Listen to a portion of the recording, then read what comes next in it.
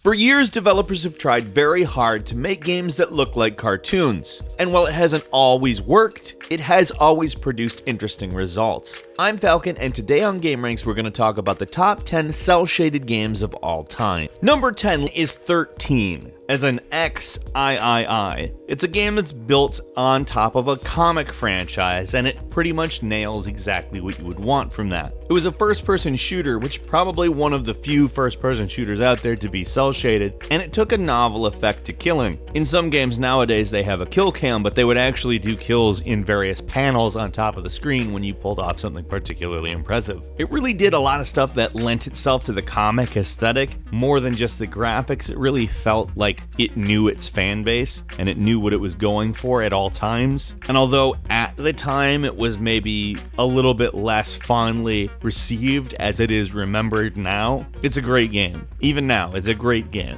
Number 9 was Naruto Shippuden Ultimate Ninja Storm 4, which is perhaps one of the prettiest games ever made if you like anime. It looks so much like anime, it's ridiculous. Even if you don't like Naruto, and there's a lot of people that don't like Naruto, it's an accomplishment on simply that level. They have so close to actually finally made something that literally looks like a hand-drawn anime cartoon. And on top of that, it's a great fighting game. It's a novel concept that takes a 3D arena, does things in a little bit different of a way. It's utterly over the top in every single way, but it definitely nails that. Like, it does over the top in the best possible way, and it's a lot of fun. Number 8, Killer 7, which is actually the predecessor to No More Heroes. It's a slightly goofier game, albeit still about assassins, but not necessarily even close to the same plot. It's more about a group, the head of the UN party, and it gets all crazy, and I'll just not even try to sum it up, to be completely honest. It's a much earlier game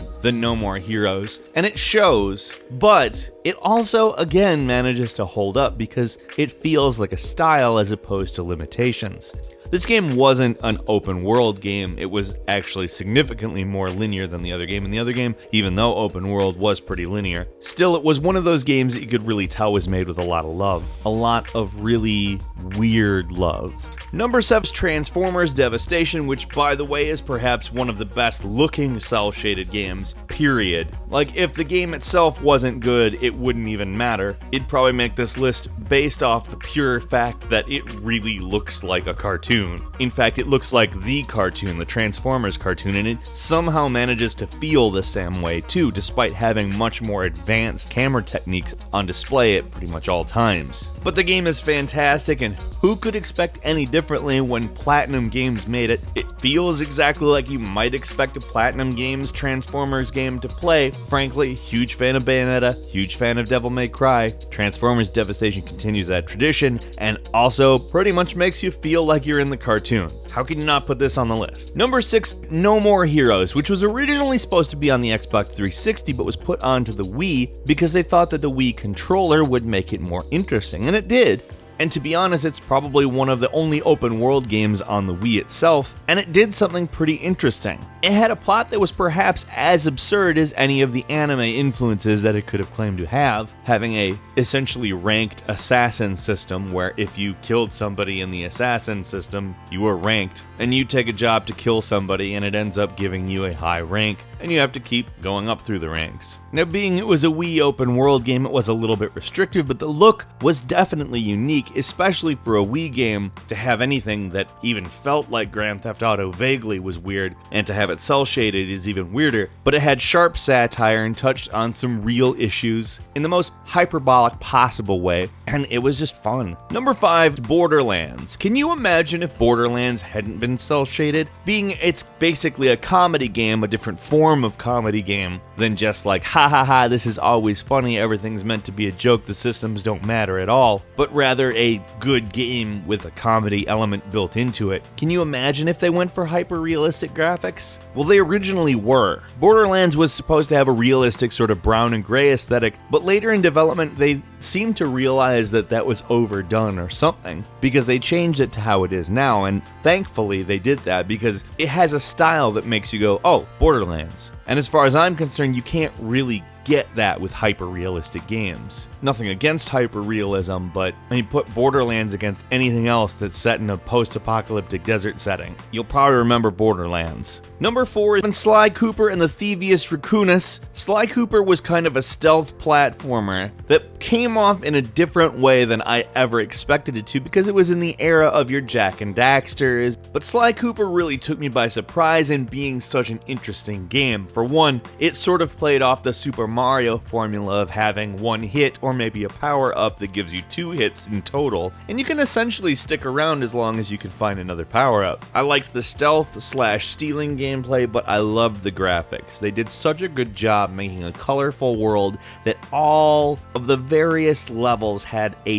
different feel to them. It really just sort of progressed in a very cool way, the way games sort of used to do in the 90s, back when levels were kind of your signifier of progression within the story or game. It was visual storytelling, and Sly Cooper did a really good job of it. I mean, it also had its own story segments, which were full cartoons. I mean, very simple cartoons, but they were technically all hand-drawn. And it was just a tight game that was really well made. I liked that game a lot. Number 3, Jet Set Radio! Or Jet Grind Radio if the only time you played it was in America on a Dreamcast, but nowadays it's exclusively Jet Set Radio. This game is one of the prime examples of when Sega used to be one of the most creative video game companies in the entire industry. This game is so good. It combines platforming with course runs, Tony Hawk style grinding gameplay, combos, just any arcadey type elements combined into this much more layered experience,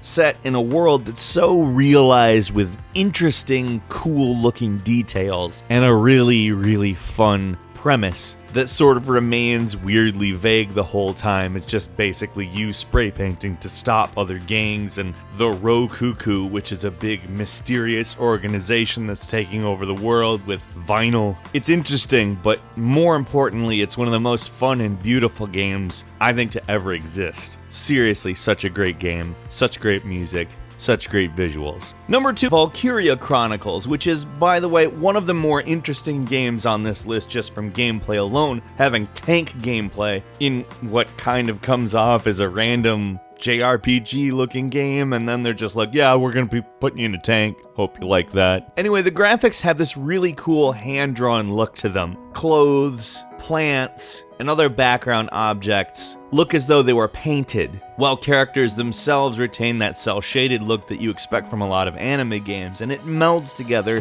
to create a very unique and beautiful, frankly, look that combined with interesting gameplay makes a pretty sweet game. Finally, number 1, and Legend of Zelda Wind Waker. Who seriously would leave this out of the list? It's certainly the most unique looking Zelda game. Even though Skyward Sword kind of used the look, Wind Waker goes a step beyond. And in the HD remake they did just a couple years ago, the thing that was so great about this game is not just how it looked, but that the controls were so tight and a perfected version of the control scheme they'd been working on since Ocarina of Time, one could easily say it controls just as good as it looks. And the thing about cel shading is that the games actually do hold up when they do it right. The GameCube version of it still looks good. Not that it looks as good as the Wii U HD remaster, but it still looks acceptable, in my opinion. Wind Waker's a great example of the timelessness of cel shading versus what happens to each era of attempting to get to realistic graphics. What cel shaded games do you remember fondly? Is it one that's on this list or one that we didn't talk about? Let's meet in the comments and have a discussion. If you enjoyed this video, please click like, and if you're not subscribed, now is a great time to do so.